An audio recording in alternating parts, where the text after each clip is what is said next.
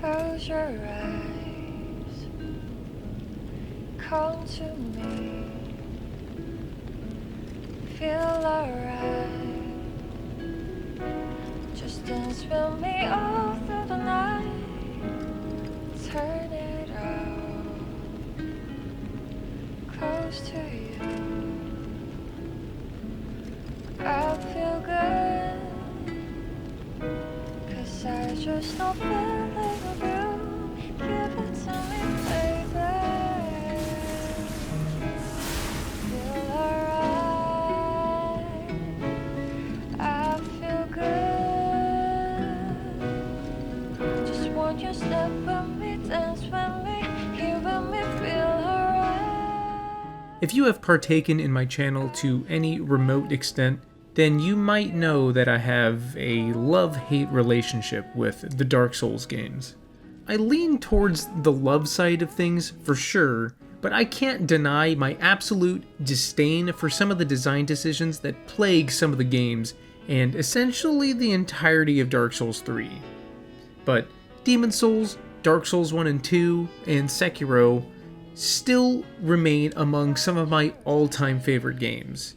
And while I haven't beaten Bloodborne yet, it's pretty good. The Souls-like genre is one that officially exploded onto the scene after the middling yet original Lords of Fallen in 2014, and many, many studios have attempted to recreate the magic that From Software created, but in my humble opinion, none of them have even gotten close. That's not to say that the copycats are bad, but it's sort of become acclimated in the Soulsborne fandom that sure, you can make a Souls game, but nothing really will come close to not only the polish of the Souls games, but all of these other little things that build the greater picture of those games. Whatever another studio makes will either be lacking or just lesser than in one or more of those departments. The games not only have to feel weighty to some extent, but the games are all so animation based that if your game isn't intricately animated, that it's incredibly likely that your game will just not succeed as a Souls-like. When you compare even among the best that the subgenre has to offer outside of any From Software title, such as Thymesia, they either come across as kinda jank with a lot of heart, or when compared to games like Nioh, they are competent games, potentially even very good games, but they have their own faults holding them back from being great. What the fuck do I wear? I still actively look forward to upcoming Souls-likes though, because I obviously love the genre, but I do secretly hope that one day, From Software will be taken off its throne of their own game's colossal empire. Not because I hate FromSoft or Miyazaki or anything like that, even though Dark Souls 3 did actively make me question my own enjoyment of video games as a medium, but because I know that the team that makes those games is not infallible, and other studios can innovate and improve on those games. In comes Lies of P, from a out-of-nowhere Korean developer Round 8 Studios and being published by NeoWiz. Outwardly announced in 2021, it became clear rather quickly that Lies of P was a Souls-like. But I think it drew the attention of a lot of fans for the genre for not only its immediately noticeable aesthetics, but for its simple but effective elevator pitch. It's Bloodborne, but it's Pinocchio. The idea as a concept is so outlandish that it was pretty much inevitable that it wouldn't at the very least become a talking point in the Soulsborne fandom. But Lies of P became quickly apparent to a lot of people watching as the game to keep an eye out for, because while yes, its initial showcasing was very heavily alluded to Bloodborne, the gameplay that was shown looked incredibly polished. Right off the bat, it was rather clear, at least to me, that the game had a lot of promise. As trailers continued to come out, it began to showcase a lot of interesting additions to the Souls formula, the most prominent of which being the interchangeable left arm that was shown in the initial gameplay reveal.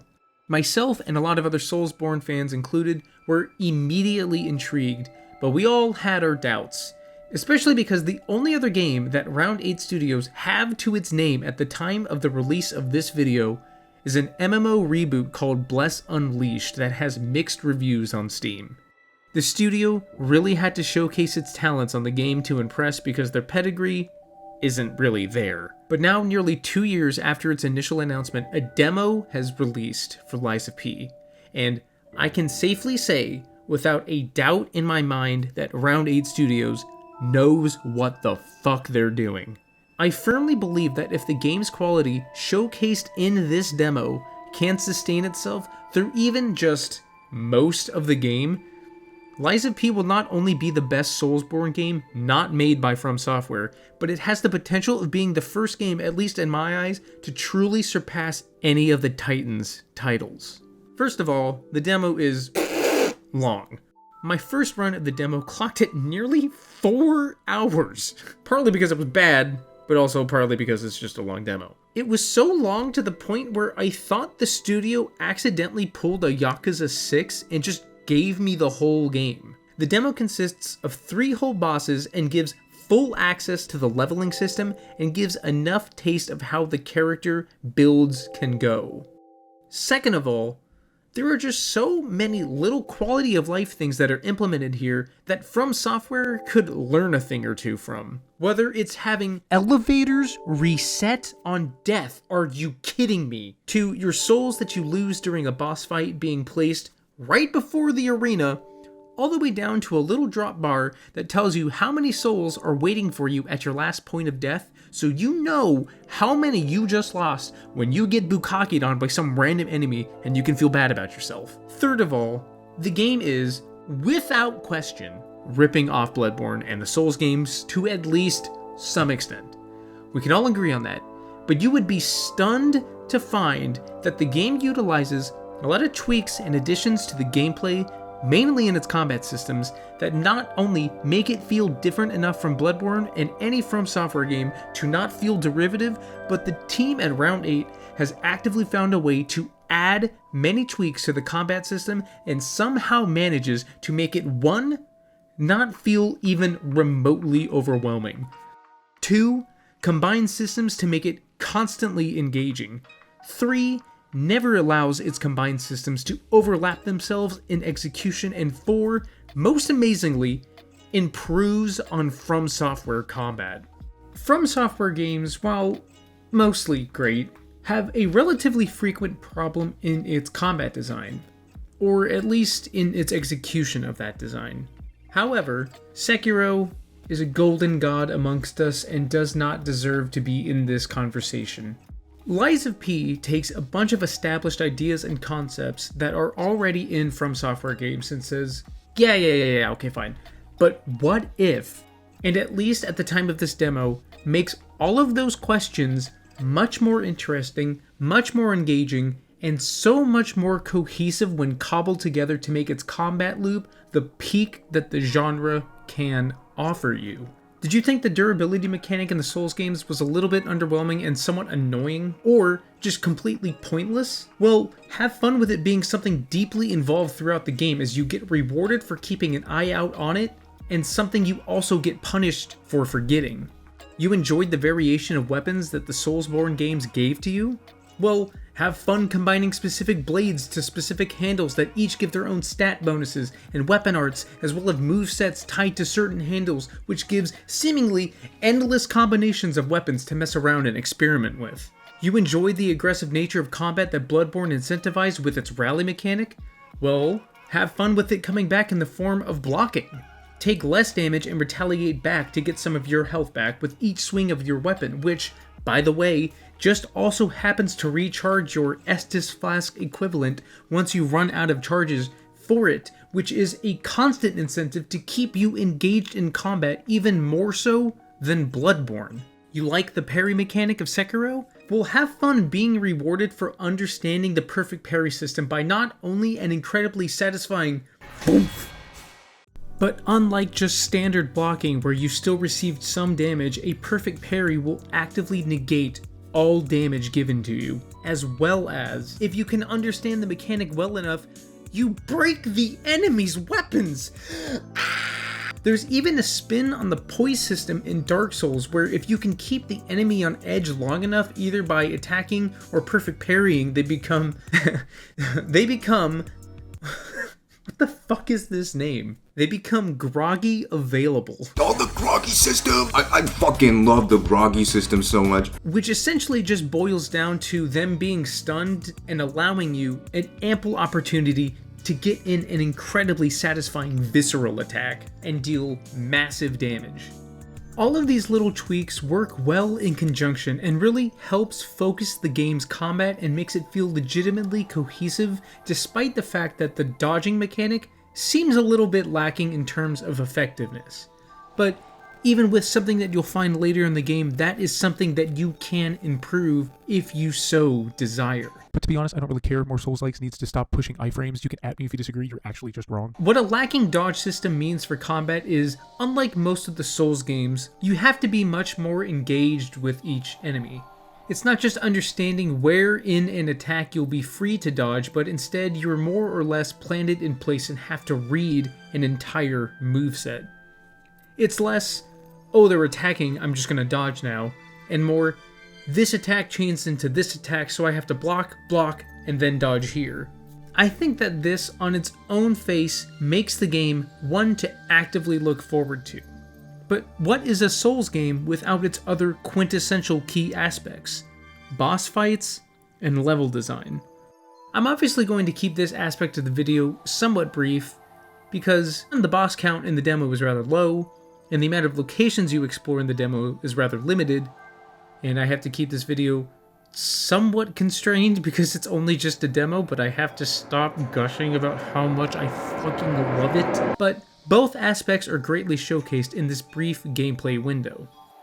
The demo showcases essentially 3 boss archetypes that may or may not be a standard throughout the full game, but as an appetizer for the full boss roster, I'm in for it. And before I go any further, I want to make a little asterisk known. I'm notoriously known for not playing the Souls games for the boss encounters. I like them fine enough, but I usually tend to grit my teeth through a lot of them. Bosses in From Software games, the best of them at least, implore the player to learn their quirks and exploit them. Doing so is what makes the From Software boss encounters so memorable, and what makes people latch onto them so much.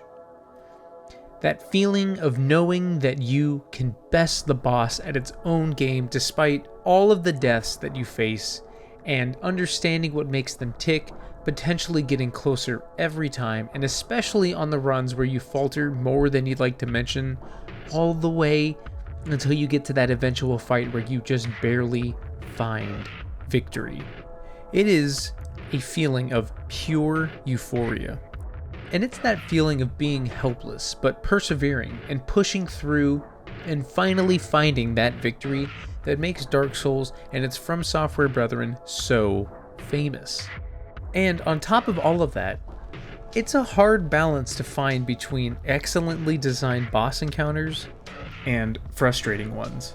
A lot of Souls-likes have a hard time of finding that balance. The bosses in those games tend to come across as either too cheap, too easy, or just kinda boring? But the bosses showcased in the demo for Lies of P are strictly none of those things. Each one demands of you at least a basic understanding of the game's central mechanics and will actively crush you if you cannot keep up with them. What makes each one of these so great is that all 3 act as a skill check of sorts, which is what a boss should do. But seeing as how the demo seems to essentially be the game's entire tutorial, the fact that each one of these 3 seem to focus on something unique between them is a great sign of confident design. The first boss, the Parade Master, is sort of a standard Souls boss. He's big, deals big damage, and can frequently take advantage of you if you're not paying big attention. He's nothing special, but he can be bested the easiest out of all of them. If you've played a Souls-like before, odds are he won't stand in your way too much, as even though the game's primary focus in combat seems to be the parry system and the rally mechanic, the Parade Master is still somewhat vulnerable to effective Dark Souls-esque dodging. So even if you don't really have full understanding of the parry system yet, you can still beat him the good old-fashioned way. The Mad Donkey is the second boss, and it's the first human enemy in the entire game up until this point. He wields a big sawtooth weapon, and what he skill checks is the parry system. If you can't find the timing of the perfect parry, then you're going to have a difficult time with him. He has a very slow weapon windup, but if you push too hard into those windups, you will often get punished for it with a second fast follow-up. What this boss really incentivizes you to do is to take your time, watch his movements, and then react accordingly. That being said, he is the only boss encounter in the game that you can use the backstabbing mechanic on. So if you are able to maneuver your way around his slow swings, and then you could potentially abuse him that way. But unless you're confident in your maneuverability skills, then you must rely on understanding the perfect parry system to break his weapon and defeat him that way. The last boss in the demo is the Scrapped Watchman.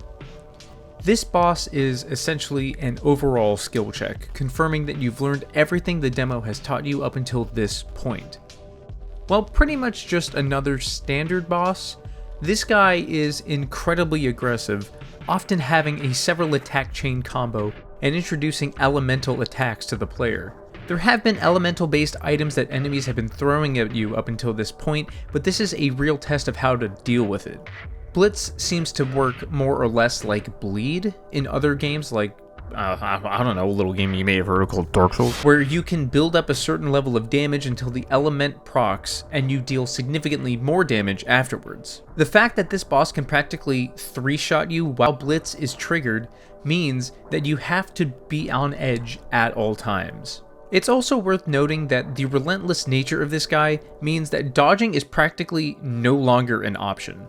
Sure, you can sidestep out of some of his attacks, but his long chain attacks mean that unless you're parrying, or at the very least guarding and rallying some of your HP back, this guy will make very quick work of you. The last thing I want to talk about here before this video becomes longer than some of my actual full game video analysis is the demo's preview into the game's overall level design. I've been trying to find a way that properly articulates my feelings on how it stands against the From Software level design. The level design in all of, well, most of the Souls games are excellent, and if I'm being honest with you, it's the main reason as to why I keep coming back to these games. I'm just in love with how intricately layered and expertly crafted so many of the game's sections are. Layering over themselves, creating mazes within themselves that are littered with good and bad gotcha moments.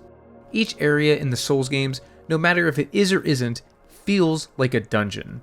I honestly consider Dark Souls 1 specifically to be one of the finest designed game worlds of all time, and I know that isn't like a hot take or anything, but I even think Dark Souls 2 still carries that legacy alongside with it.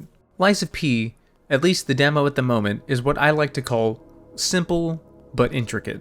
It shows his hand just well enough for a tutorial where you can understand the basics and still showcases a lot of things that get me excited for the full game. Multiple pathways that can lead to secrets or other useful items, shortcuts that bypass progress, really well designed and fair gotcha moments, side quests, and well balanced enemy placement, and not straying too far away from the focus of singular combat.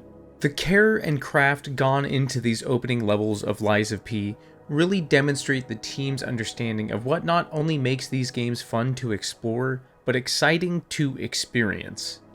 Walking through these levels alone make me feel like I'm playing another real Souls game and not someone trying their best to be one. I could go on in detail about the level design as well as many other things that this demo showcased, but I want to stop here before this video becomes any longer. It is just a demo after all, and I just wanted to gush about how much love I have for this game already. I am genuinely blown away by the passion by not only the team, but the game's director. And before I leave, I want to mention that while I was working on this video, the game director made a video talking about some of the feedback over this demo. And while pretty much everything he said only fueled my hope and excitement for this game, He did say one thing that slightly bummed me out. They mentioned that they're going to slightly tweak the game's dodging mechanics.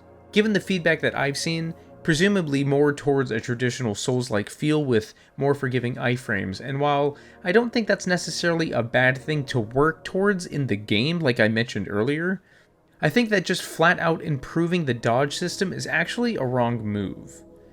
But all I can say is that I hope that they don't tweak it too much and make the game's focus towards guarding and parrying feel less important. If they can tweak it well enough to still make the game's primary systems functional and not feel irrelevant like they do become in the Souls games, then I have no qualms with this decision whatsoever. All I can do at this point is hope. If you're interested in Souls-likes and haven't played the demo yet, please do. If you're concerned about another random studio making a Souls-like, have no fear. This is the one we've been waiting for.